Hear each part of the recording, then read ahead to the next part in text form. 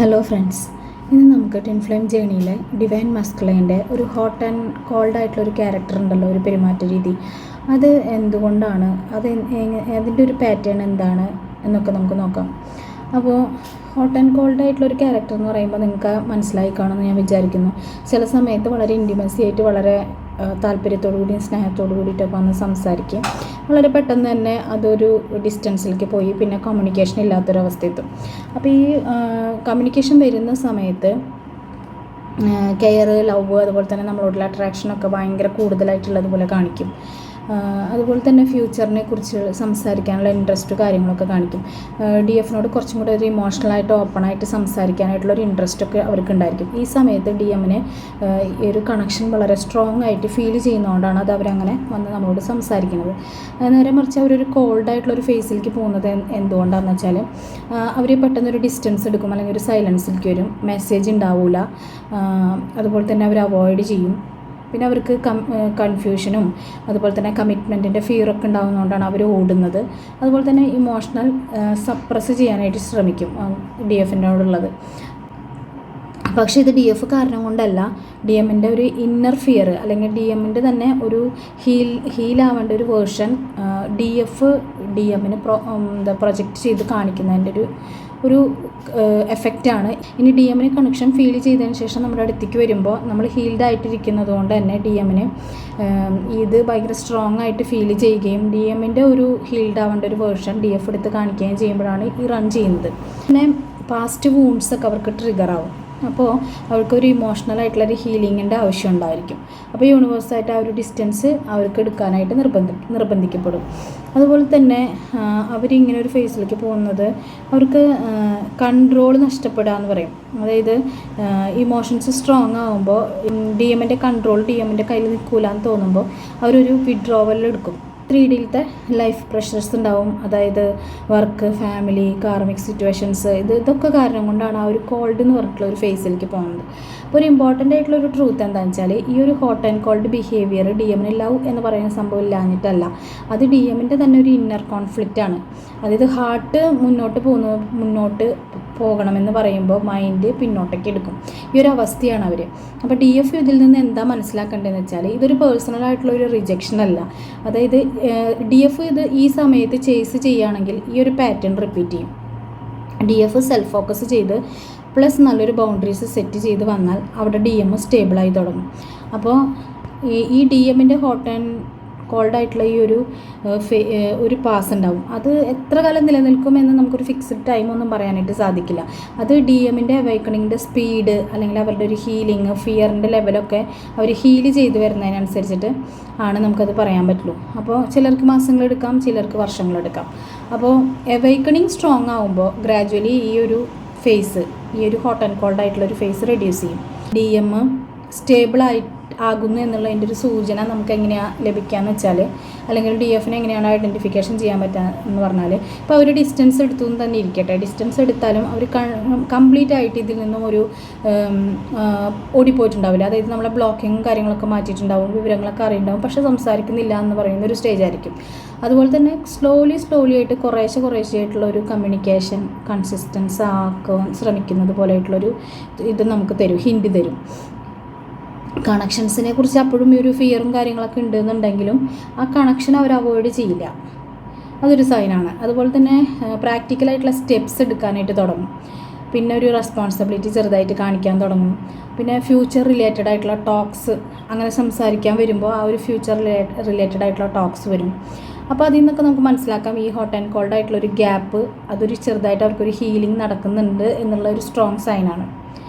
അപ്പോൾ ഇങ്ങനെ ആകുമ്പോൾ റീയൂണിയൻ അടുത്ത് എത്തി എന്ന് നമുക്ക് എങ്ങനെ മനസ്സിലാക്കാന്ന് വെച്ചാൽ, ഈ ലോങ് ആയിട്ടുള്ളൊരു സൈലൻസിന് ശേഷം പെട്ടെന്നൊരു കംബാക്ക് നടത്തും ഡി എംസിൻ്റെ സൈഡിൽ നിന്ന്. അപ്പോൾ ഡി എം അങ്ങനെ വരുമ്പോൾ എങ്ങനെയാണ് സംസാരിക്കുക വെച്ചാൽ വളരെ ഓപ്പണപ്പായിട്ട് സംസാരിക്കും. അവർ ഈ ഓൾഡ് സമയത്ത് പണ്ട് കാണിച്ചിരുന്ന ആ ഒരു പാറ്റേൺസ് ഒന്നും നമ്മുടെ അടുത്ത് കാണിക്കാത്തത് പോലെ, അല്ലെങ്കിൽ കുറച്ച് അത് കുറയുന്നതായിട്ട് നമുക്ക് ഫീൽ ചെയ്യും. അപ്പോൾ ഡി എം ലൈഫിൽ സ്വന്തം വർക്ക്, ഡി എമ്മിൻ്റെ ലൈഫിൽ സ്വന്തം വർക്ക്, മണി, അതൊക്കെ ഇമ്പ്രൂവ് ആയതായിട്ട് നമുക്കറിയാൻ പറ്റും. അതുപോലെ തന്നെ തേർഡ് പാർട്ടി കാർമിക് സിറ്റുവേഷൻസ് ഒക്കെ ഉണ്ടെങ്കിൽ അതൊക്കെ അവർക്ക് ക്ലിയർ ആയി തുടങ്ങിയിട്ടുണ്ടായിരിക്കും. DFനോട് നല്ലൊരു റെസ്പെക്റ്റും നല്ലൊരു വിസിബിലിറ്റിയൊക്കെ എടുക്കാനായിട്ടുള്ളൊരു ശ്രമം അവരുടെ ഭാഗത്തുനിന്നുണ്ടായിരിക്കും. അപ്പോൾ അത് ഈ ഹോട്ട് ആൻഡ് കോൾഡ് ഫേസ് കഴിഞ്ഞിട്ട് റീയൂണിയന് തൊട്ട് മുന്നുള്ളൊരു DMൻ്റെ ഒരു സ്റ്റേജാണ്, ഒരു രീതിയാണ് DFന് മനസ്സിലാക്കാൻ പറ്റുന്നത്. അപ്പോൾ DF ഈ ഒരു ഫേസിൽ എന്താ ചെയ്യേണ്ടതെന്ന് വെച്ചാൽ അത് ഫാസ്റ്റ് ആക്കാൻ വേണ്ടിയിട്ട്, അത് വേഗം ഒന്ന് സ്റ്റേബിൾ ആവാൻ വേണ്ടിയിട്ട് ഈ സമയത്ത് കോണ്ടാക്റ്റിങ്ങിന് വന്നു കഴിഞ്ഞാലും ചേസിങ് നിങ്ങൾ ചെയ്യാൻ പാടില്ല. അത് വെരി ഇമ്പോർട്ടൻ്റ് ആണ്.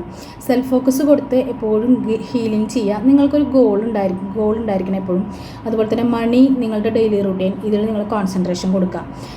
ഇമോഷണൽ ആയിട്ടുള്ള ഒരു ഡിപ്പെൻഡൻസി ഉണ്ടല്ലോ, അത് കുറയ്ക്കുക. വന്നു, സംസാരിച്ചു, ഓക്കെ, ദെൻ തിരിച്ചു പോയി, പ്രോബ്ലം ഇല്ല. ഇനി എപ്പോഴാണെന്ന് വെച്ചാൽ വരണമെങ്കിൽ വന്നോട്ടെ, വന്നില്ലെങ്കിൽ വരണ്ട, ഞാൻ എന്നിൽ ഓക്കെ ആണ്, അല്ലെങ്കിൽ ഞാൻ എൻ്റെ സെൽഫ് ഫോക്കസ്ഡ് ആണ് എന്നുള്ളൊരു മൈൻഡ് സെറ്റാക്കുക.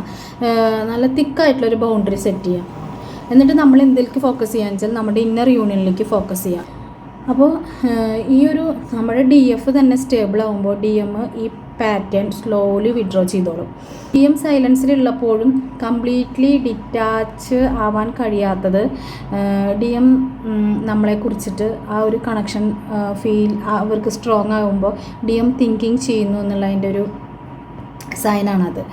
അപ്പോൾ ഇൻഡയറക്റ്റായിട്ട് ചില ആക്ടിവിറ്റീസ്, ഇപ്പോൾ അത് സോഷ്യൽ മീഡിയ യൂസ് ചെയ്യുക നമ്മളുടെ, അല്ലെങ്കിൽ റാൻഡമായിട്ട് എന്താ പറയുക എന്തെങ്കിലും ഒരു മെസ്സേജ്, ഇതൊക്കെ ആ DMൻ്റെ ഒരു റീയൂണിയൻ സയൻസാണ്.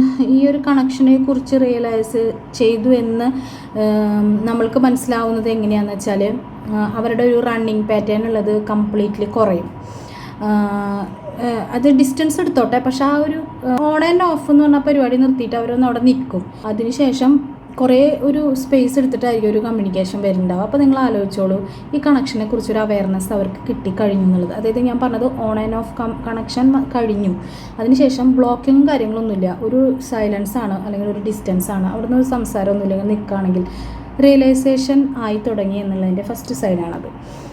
ഇനി ഈ ഇമോഷൻസിനെ അതായത് ആക്സെപ്റ്റ് ചെയ്യാൻ തുടങ്ങും അവർ.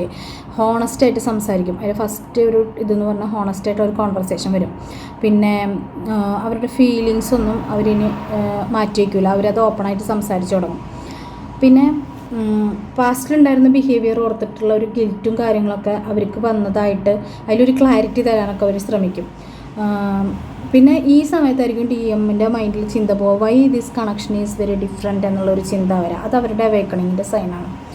പിന്നെ നേരത്തെ പറഞ്ഞ പോലെ ലൈഫിലെ സ്റ്റെബിലിറ്റി അവർക്ക് തന്നെ തോന്നും, മണി, കരിയർ, റെസ്പോൺസിബിലിറ്റി, ഇതിലൊക്കെ എനിക്കൊരു ഇമ്പ്രൂവ് വേണം, ഞാൻ ഇനിയും റെഡി ആകണം എന്നുള്ളൊരു ഇന്നർ പുഷ് അവർക്ക് കൊടുക്കും.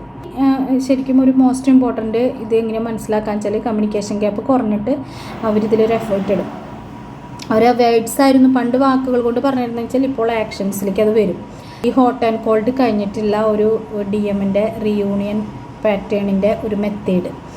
അപ്പോൾ ഈ ഒരു ഇൻ ആൻഡ് ഔട്ട് എനർജി കഴിഞ്ഞിട്ട് പിന്നെ ഒരു ഡിസ്റ്റൻസ് കഴിഞ്ഞിട്ട് DMs വരുമ്പോൾ നിങ്ങൾ ഒന്ന് ക്ലോസ് ആയിട്ടൊന്ന് വാച്ച് ചെയ്ത് കഴിഞ്ഞാൽ മനസ്സിലാവും DM അത്യാവശ്യം കാര്യങ്ങളെക്കുറിച്ച് അനലൈസ് ചെയ്തിട്ടുണ്ട്. പക്ഷെ അവരതൊരിക്കലും ഓപ്പണായിട്ട് അതിനെക്കുറിച്ച് സംസാരിക്കില്ലായിരിക്കും. പക്ഷേ ഇത്തരം കാര്യങ്ങളിലൂടെ ഒരു DFന് അത് മനസ്സിലാക്കാനായിട്ട് സാധിക്കും. അപ്പോൾ താങ്ക് യു സോ മച്ച്.